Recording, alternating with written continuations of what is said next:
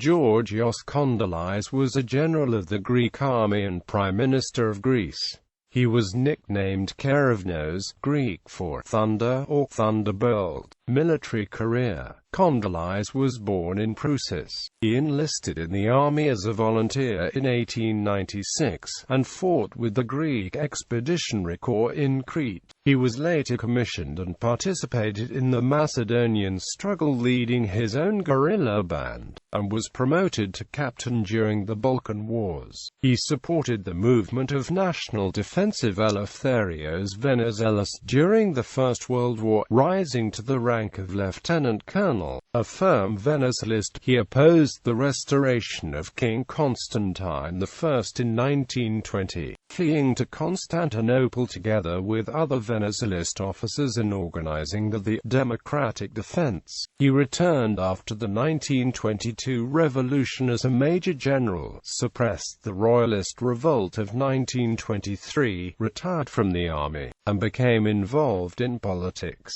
Political career. He was elected to Parliament at the 1923 elections for the constituency of Rhodope, initially for the Democratic Union, and later founded the National Republican Party, renamed in 1928 National Radical Party. He was War Minister from March to June 1924. On August 24, 1926, he overthrew the dictatorship of Theodoros Pangalos in a bloodless coup and formed a government, proclaiming elections for November. Notably, his party did not participate in these. In the elections of August 1928, voters elected 9 of his party's candidates as MPs, and he was elected in Kavala. During this time, Kondylis began moving rightward. In 1932, he became War Minister again in return for his support of the populist government, a post he retained after the populists were re-elected in 1933.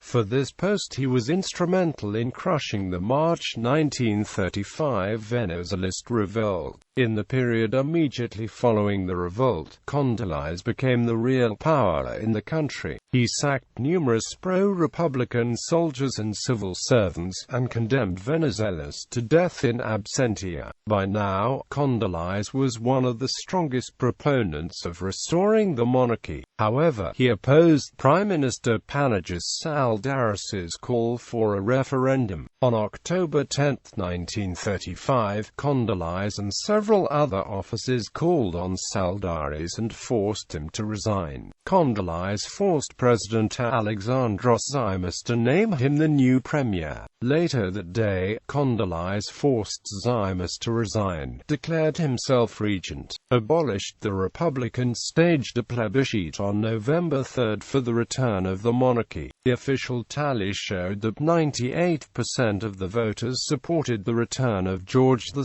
an implausibly high total that could have only been obtained through massive fraud. Indeed, the vote took place under less than secret conditions. Voters were given the choice of dropping a blue piece of paper in the ballot box if they supported the monarchy, and a red one if they supported the republic.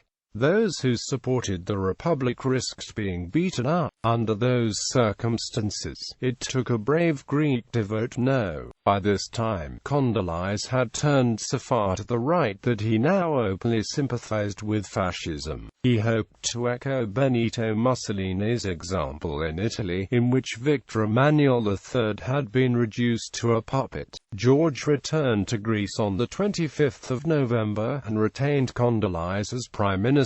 Kondylis soon quarreled with the king, who was not content to be a mere puppet, and resigned 5 days later. In the January 1936 elections, he cooperated with Ioannis Relis and managed to have 15 MPs elected. Soon after, however, he died of a heart attack on February 1, 1936, in Athens. His nephew, George Kondylis Jr., became a general in the Greek army and later fought against the Axis during the German invasion of Greece.